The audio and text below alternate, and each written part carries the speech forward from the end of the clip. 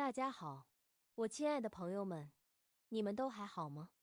希望大家的生活都能像今天的天气一样，被明媚而又温暖的阳光所眷顾。今天，我想邀请你们再次走进我作为一名单亲妈妈最真实、最质朴，也最充满希望的一天。你们可以透过镜头看到，一个无比美丽的清晨已经悄然降临在我们这个宁静的小院里。东方的天空刚刚泛起鱼肚白，第一缕金色的晨曦像一位温柔的画家，用最柔和的笔触轻轻地拂过大地，将我们屋顶的茅草、院子里的树叶都染上了一层温暖而又圣洁的光晕。空气中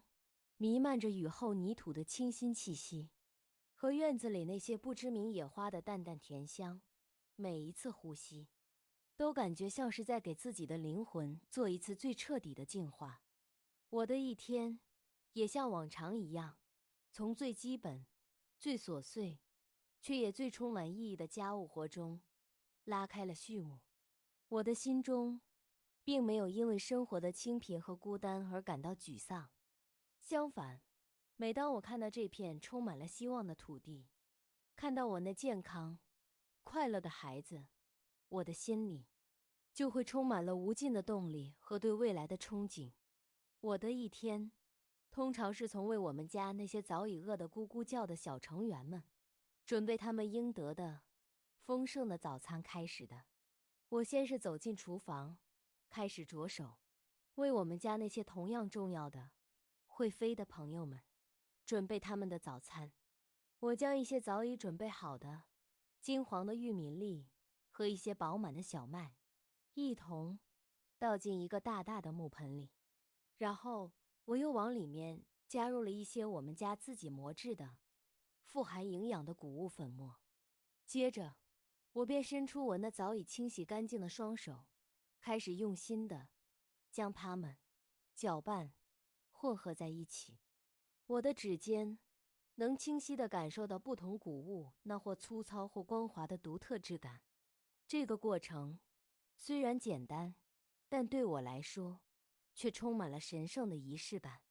我仿佛正在将我的爱、我的期盼都一点一点地揉进了这份看似普通的为家禽准备的食物之中。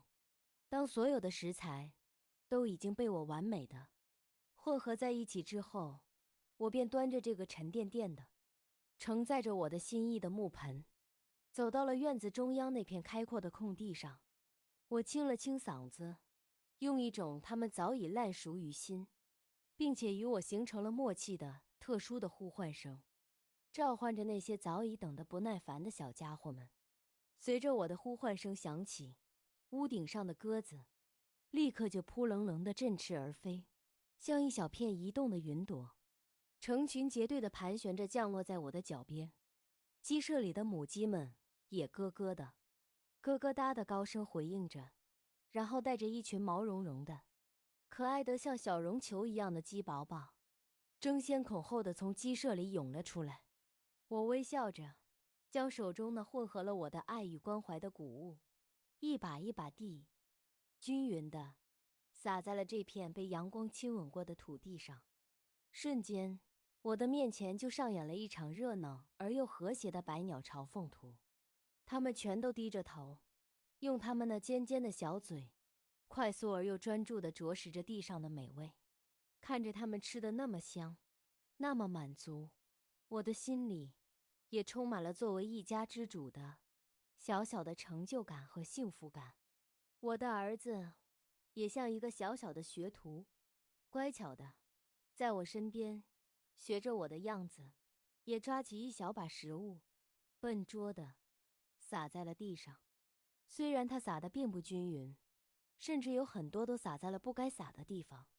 但看着他那副认真而又可爱的模样，我的心里却比蜜还要甜。我知道，这种耳濡目染的、最朴素的家庭教育，将在他的心中种下一颗热爱生命、热爱自然的种子。喂完了这些天空中的朋友和在地上奔跑的朋友，接下来就轮到我们今天另一项同样重要的、充满了希望的经济活动了。我知道，我们这个家虽然贫穷，但我们却不能坐以待毙。我必须用我自己的双手，为我们的未来去创造更多的可能。于是，我便开始了今天的收获之旅。我走到院子角落里那早已堆积如山的、早已被阳光晒得干透了的玉米堆前。这些玉米都是去年秋天我们辛辛苦苦从我们家那几亩薄田里一根一根地收获回来的。它们承载着去年的丰收喜悦，也寄托着我们对今年的殷切期盼。我坐在一张小小的木凳上，将我的儿子也同样抱在了我的怀里。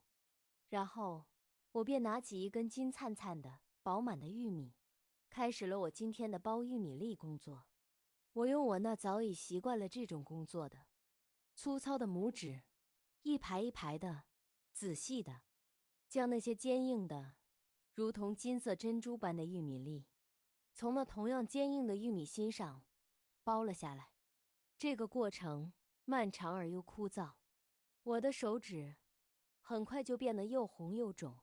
我的腰也因为长时间的弯曲而感到阵阵的酸痛，但我的心里却异常的专注。我知道，我正在剥的不仅仅是简单的玉米粒，我更像是在为我们的未来剥开一条通往希望的道路。我的儿子也像一个小小的合作伙伴，乖巧地坐在我的怀里，学着我的样子，也拿起一根小小的玉米，笨拙地试图用他那胖乎乎的小手去剥那些对他来说还非常坚硬的玉米粒。虽然他常常会因为力气不够而将那些玉米粒弄得满地都是，但看着他那副认真而又可爱的模样，我的心里却比蜜还要甜。我们母子俩就这样像一对最默契的搭档，一起为我们这个小小的家添砖加瓦。时间就在我们一次次的剥离、收集中缓缓流逝，我们的面前很快就堆起了一座小小的金山。我知道，这些来之不易的玉米粒将成为我们今天换取微薄收入的唯一的希望。当所有的玉米都已经被我们处理完毕之后，我便开始了下一个同样重要的步骤，收集我们家那些勤劳的母鸡们为我们下的蛋。我走到厨房的角落里，从那个早已被我擦拭得干干净净的小小的鸡窝里，小心翼翼地取出了几个还带着母鸡体温的新鲜的鸡蛋。这些鸡蛋是我们家那些勤劳的母鸡们对我们最慷慨的馈赠，它们将为我们提供最天然、最健康的蛋白质，也将为我们换来一些急需的收入。我将这些珍贵的鸡蛋和那些同样珍贵的玉米粒，都一一地、小心翼翼地装进了一个个早已准备好的结实的塑料袋里。然后，我又开始为我们今天的远行做最后的准备。我知道，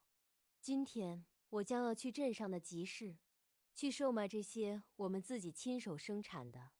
最天然、最健康的产品。于是，我再次将儿子稳稳地固定在了我的后背上，然后我又将那些装满了我们全部希望的沉甸甸的塑料袋一一地都提在了我的手里。我们母子俩就这样整装待发，踏上了今天的希望之旅。我走到大门前，拿出那把沉甸甸的旧铁锁，将我们这个小小的家牢牢地锁了起来。我们穿过村庄，走过田野，慢慢地向那条通往镇上集市的漫长而又崎岖的小路走去。一路上，我的儿子对周围的一切都充满了无穷的好奇心。他一会儿指着天空中飞过的小鸟，一会儿又在我背上兴奋地动来动去，嘴里发出咿咿呀呀的声音，仿佛在和我分享着他的新发现。我微笑着，一边走，一边轻声地回应着他的英语。虽然我听不懂他在说什么，但我知道，我们的心在这一刻是紧紧相连的。这段路程虽然需要耗费大量的体力，但对我来说，却是一种难得的与大自然和孩子亲密接触的享受。我们是这幅美丽田园画卷中最动人、最和谐的一部分。经过了不知道多长时间的艰难跋涉，我们终于来到了那个我们再也熟悉不过的热闹非凡的集市。还未走近，那股独属于集市的热闹气息便已经扑面而来。各种小贩高亢而又富有节奏感的叫卖声，顾客们讨价还价的喧闹声，还有孩子们追逐嬉戏的欢笑声，交织在一起，谱成了一曲最富有生命力的、充满烟火气的交响乐。我背着我的儿子，提着我的希望，勇敢的一步步的走进了这片充满了色彩、声音和味道的生机勃勃的海洋里。我先是来到了那个我们最熟悉的杂货店，我将那些早已被我精心挑选的、最新鲜、最优质的鸡蛋卖给了那位早已与我相熟了的老板。然后，我又用卖鸡蛋换来的钱，为我的儿子买了他最喜欢喝的甜甜的果汁和一些我们家早已见底了的最基础的生活物资。在完成了第一笔交易之后，我又来到了那个我们最熟悉的水果摊。我为孩子们挑选了几个他们最喜欢吃的金灿灿的橙子。然后，我又来到了蔬菜区，我仔细地挑选着那些最新鲜、最健康的蔬菜。接着，我又去买了一些我们家早已见底了的大米和面粉。我的那个空空的竹篮很快就又被这些充满了生活气息的五颜六色的物品装得满满当当。当所有的采购任务都完成之后，我们才终于可以踏上回家的路。回家的路似乎比来时要漫长一些，也比来时要艰难一些，因为我的身上不仅背着我的儿子，我的手里还提着那沉甸甸的装满了我们未来几天生活所需的购物袋。我的每一步都走得异常的艰难，我的身体早已达到了极限，但我的心里却充满了前所未有的踏实和安宁。终于，我们看到了我们那个熟悉的小屋，它静静地矗立在村口，像一位慈祥的母亲，在等待着我们归来。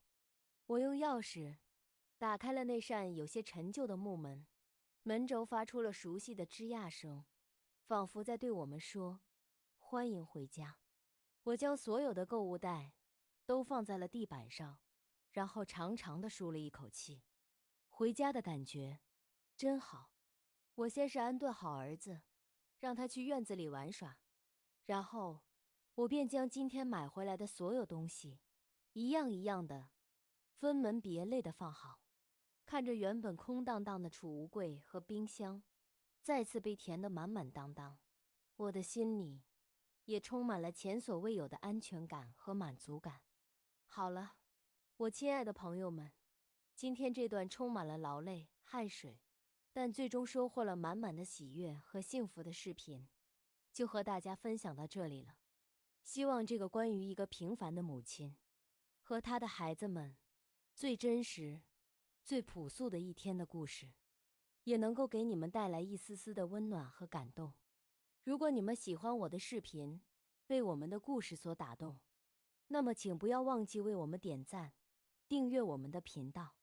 并且把它分享给你身边的朋友们。你们的每一个支持，都是我继续前行、记录我们这平凡而又真实的生活的最大、最宝贵的动力。我们下一期视频再见，拜拜。